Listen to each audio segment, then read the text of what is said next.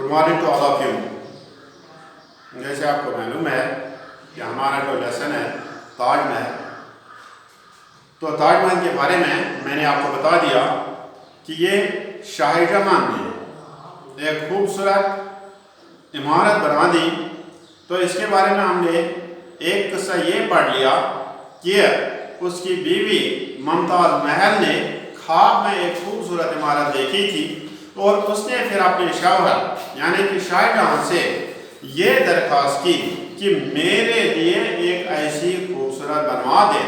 तो इसके बारे में हमने पढ़ लिया कि जब शाहजहां ने ये करना शुरू किया तो उसने दुनिया के तमाम गोशे गोशे से कोने कोने से लोगों को, इंजीनियरों को बुला कर लाया और उनसे अच्छे से अच्छे नक्शे जो हैं, इस इमारत के नक्शे जो थे वो उसके सामने लाए गए।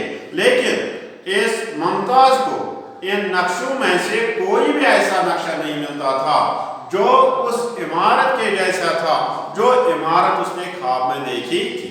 तो आखिरकार हमने ये भी पढ़ लिया कि आखिरकार एक फकीर आ गया, एक दरवेश आ गया, एक बुजुर्ग आदमी आ गया और उसने एक नक्शा बना कर लाया। और जो ही मुमताज ने ये नक्शा देखा तो वो खुशी से उछल पड़ी, वो कूदने लगी, वो चिल्लाने लगी, यानी कि हद से ज्यादा खुश हो गई इस गर्ज से कि ये इमारत, ये नक्शा बिल्कुल उसी जैसा है जो इमारत उसने ख्वाब में देखी थी। तो ये बड़े बुजुर्गों की जुबानी हमने सुना है, लेकिन तारीख की किताबों में इसके बरक्स लिखा गया है। तारीख की किताबों में ये लिखा गया है कि शाहजहां ने ये इमारत अपनी बीवी यानी कि मुमताज महल की कहने पर बनाई। और इसके बनाने की वजह क्या थी कि जब शादी से 14 बरस के बाद, 14 बरस गुजर जाने के बाद जब मुमताज महल को आखिरी वक्त आ गया, यानी कि मरने के करीब हो गई, करीबुल मर्ग हो गई, तो उसने अपने शौहर से, जिससे वो बहुत ज्यादा प्यार करती थी, और शाहजहां के बदले में उससे बहुत ज्यादा प्यार करता था, तो उसने उससे ये दरख्वास्त की कि मेरा ऐसा मकबरा बना देना जिससे मेरा नाम रहती दुनिया तक रहेगा, चलती दुनिया तक रहेगा।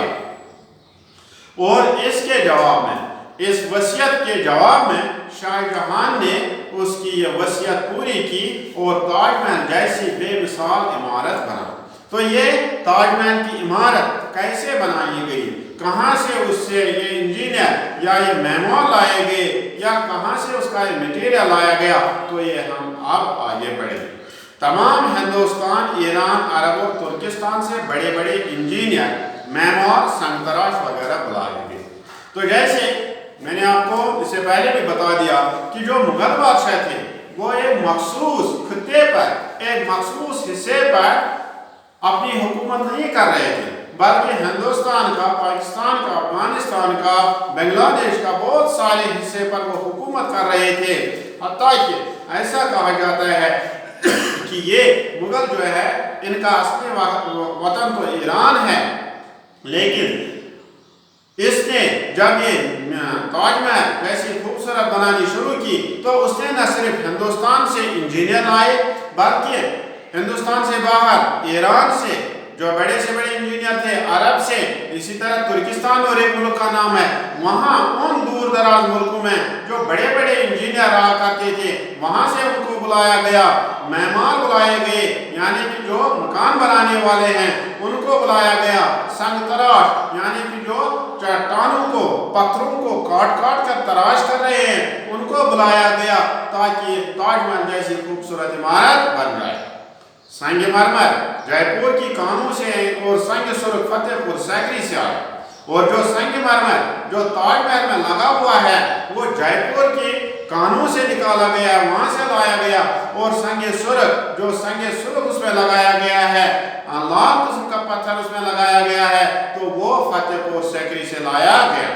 कीमती पत्थर और जवाहरात पूरी दुनिया के गोशे गोशे से ढूंढ ढूंढ कर निकाले गए, और जो कीमती पत्थर थे, जो हीरे थे, मोती थे, जवाहरात थे, दुनिया के कोने कोने से گوشے کا مطلب ہے کونے کونے سے ڈھونڈ ڈھونڈ کر نکالے گئے، یعنی کہ جہاں کہیں بھی دنیا کے کسی کونے میں کوئی ہیرا تھا، کوئی جواہر تھا، تو ان کو لایا گیا اور تاج محل کی بنیاد پڑ گئی اور تاج محل میں ان کو لگا دیا گیا۔ جواہرات جواہر کا جمع ہے۔ 20,000 کاریگر اور مزدور روزانہ کام کرتے تھے۔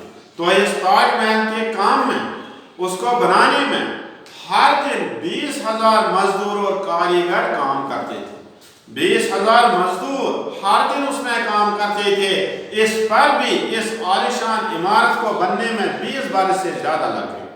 اگرچہ ہر دن 20,000 لوگ کام کر رہے تھے، تو اتنی تعداد میں کام کرنے کے باوجود یہ جو تاج محل کی عمارت ہے، یہ جو تاج محل بن گیا، یہ 20 سالوں میں بن گیا۔ تو آپ اندازہ کر سکتے ہیں کہ کتنے مزدور اس میں لگ گئے اور کتنا وقت اس میں لگ گیا، اور اسی سے آپ اندازہ لگا سکتے ہیں کہ اس پر کتنا پیسہ، کتنا روپیہ خرچ ہوا ہوگا۔ اس زمانے میں مزدوری بہت سستی تھی، چونکہ یہ تو پرانے زمانے کی بات ہے۔ تو اس زمانے میں مزدوری جو تھی، جو مزدوروں کو اپنی اجرت دی جاتی تھی، وہ بہت ہی کم ہوا کرتی تھی۔ سستی کا مطلب ہو گیا کم ہوا کرتی تھی۔ پھر بھی تاج محل میں اس وقت کوئی 3 کروڑ روپیہ خرچ ہوئی تھی۔ اگرچہ مزدوری کم تھی، اگرچہ مزدوری بہت ہی کم تھی، ہر کسی کو، مزدور کو بھی، انجینئر کو بھی، یا کوئی یہ تھا معمار تھا، ہر کسی کو کم مزدوری ملتی تھی، لیکن کم مزدوری ملنے کے باوجود بھی اس زمانے میں تاج محل پر 3 کروڑ روپیہ خرچ ہو گئے۔ تو اب یہ تاج محل کہاں پر واقع ہے؟ یہ تو ہم نے دیکھ لیا کہ اس میں کتنا وقت لگ گیا، اس میں کہاں سے انجینئر معمار سنکرا لائے گئے، اس میں جو میٹیریل لگایا گیا ہے وہ کہاں سے لایا گیا۔ لیکن اب ہم دوسرے سیٹ میں، دوسرے پیرا میں دیکھیں گے کہ اس تاج محل پر یہ کہاں پر واقع ہے۔ تاج محل دریائے جمنا کے کنارے پر واقع ہے۔ تو دریائے جمنا ایک دریا ہے ہندوستان میں، اور یہ ٹریبیوٹری ہے، شاخ ہے گنگا کی۔ تو اس دریائے جمنا کے کنارے پر یہ واقع ہے، یعنی کہ ایک طرف دریائے جمنا بہتا ہے اور اسی کنارے پر یہ تاج محل کی عمارت، خوبصورت عمارت بنائی گئی ہے۔ اگر تم تاج محل دیکھنے جاؤ تو سب سے پہلے سنگ سرخ کا ایک بڑا سا منزلہ فاٹک کوئی 100 فٹ اونچا ملے گا۔ اگر آپ کو کبھی تاج محل دیکھنے کا موقع آ جائے، کبھی اس کو دیکھنے جاؤ گے، تو سب سے پہلے سنگ سرخ کا لال پتھروں کا ایک بڑا سا فاٹک، ایک بڑا سا گیٹ جس کو ہم بولتے ہیں، بڑا سا دروازہ جس کی اونچائی تقریباً 100 فٹ ہے، وہ دیکھنے کو ملے گا۔ یہ فاٹک تاج محل کا صدر دروازہ ہے، اور یہ جو فاٹک ہے یہ اس تاج محل کا، اس عمارت کا، اس خوبصورت عمارت کا مین گیٹ ہے۔ صدر دروازہ کا مطلب ہوگا انگلش میں مین گیٹ، اور اس مین گیٹ کی اونچائی جو ہے وہ 100 فٹ ہے، یعنی کہ 3-4 منزلہ عمارت سے بھی اوپر۔ اس کے بازو پر قرآن شریف کی آیتیں خط تغرا میں لکھی ہوئی ہے، اور اس فاٹک، اس دیوار کے بازو میں، اس کے اطراف میں، اس کے پہلو میں قرآن شریف کی آیتیں لکھی گئی ہے، اور جس میں لکھی گئی ہے خط تغرا، یعنی کہ شاہی خط جو تھے، بادشاہوں کا جو لکھنے کا انداز تھا، اس انداز سے قرآن کی آیتیں اس پر لکھی گئی ہے، اس مین گیٹ کے دیواروں پر۔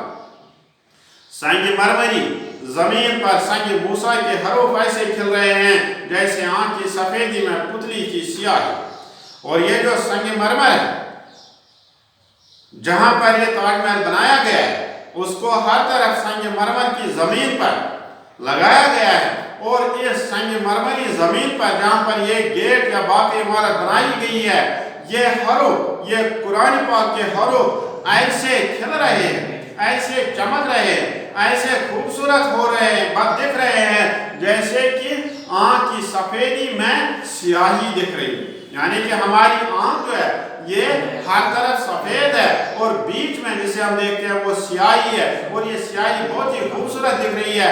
اسی طرح یہ سنگ مرمری، ان سفید پتھروں پر یہ حروف جو لکھے گئے ہیں، سنگ موسیٰ کالے حروف لکھے گئے ہیں، یہ بہت ہی خوبصورت دکھ رہے ہیں۔ یہ حروف اتنے بڑے نیچے ہیں، اتنے ہی بڑے 80 فٹ کی بلندی پر بھی دکھائی دیتے ہیں۔ हैरानी की बात तो ये है कि ये जो हरूफ है, कुरान पाक के जो हरूफ हैं, जितने बड़े ये नीचे दिखाई दे रहे हैं तो इतने ही बड़े ये 80 फुट की बुलंदी पर भी दिख रहे हैं।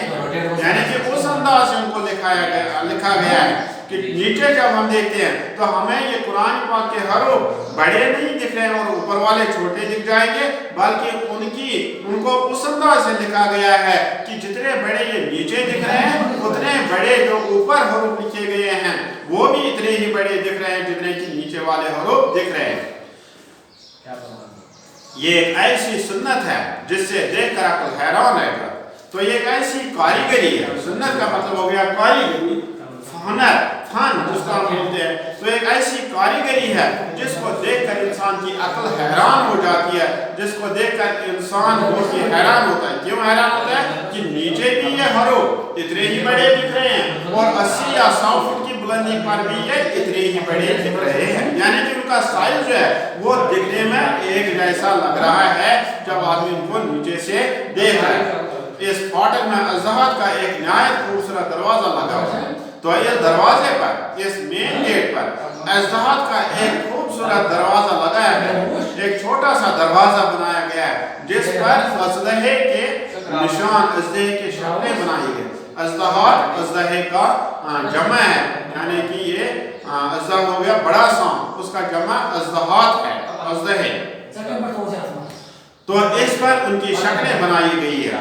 सदर दरवाजे से ताजमहल की इमारत तक पत्थर के 2 खुशनुमा पटरियां हैं। तो इसमें ये तो मेन गेट का हिस्सा था, इससे आगे मेन गेट सदर दरवाजे से जो ताजमहल की इमारत है वहां तक का जो जाने का रास्ता है, 2 खुशनुमा पत्थर की 2 खुशनुमा पटरियां बनाई गई है। वो पत्थरों की है और बहुत ही खूबसूरत है। इन पटरियों के बीच में संगसुरुख की एक नहर है और इन 2 पटरियों के बीच में संगसुरुख की एक नहर है, एक नदी बह रही है और इस नदी के किनारों में संगसुरुख का इस्तेमाल किया गया है जो पटरियों के साथ साथ फाटक से ताजमहल की कुर्सी तक चली गई है। और ये जो नहर है ये पटरियों के साथ साथ फाटक से लेकर इस मेन दरवाजे से लेकर ताजमहल की जो कुर्सी है जहां पर ताजमहल की इमारत खड़ी है वहां तक चली गई है।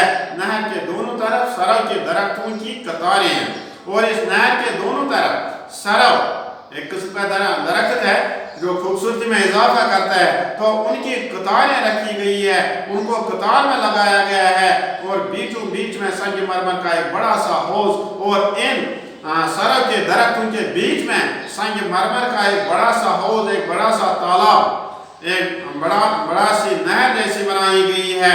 नहर में फव्वारे जारी हैं और इस हौज में, इस तालाब में फव्वारे जारी हैं, फव्वारे उठ रहे हैं। हौज में रंग रंग की मछलियां तैरती फिरती है और इस हौज में रंग बिरंग की मछलियां तैरती फिरती है। यानी कि ये जो हौज है ये मछलियों से, मुख्तलिफ किस्म की मछलियों से भरा हुआ है। सदर दरवाजे से दाखिल होने के बाद एक बाग मिलेगा।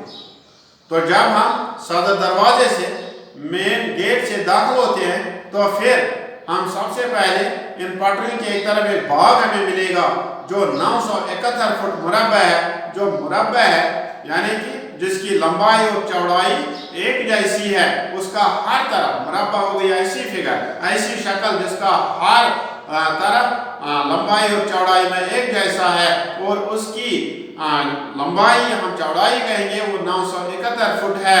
इस बाग में तरह तरह के खूबसूरत दरख्त लगे हुए हैं और इस बाग में मुख्तलिफ किस्म के खूबसूरत दरख्त लगे हुए हैं और जगह जगह फव्वारे छूट रहे हैं और इस नहर या इस बाग में मुख्तलिफ जगहों पर फव्वारे भी उठ रहे हैं।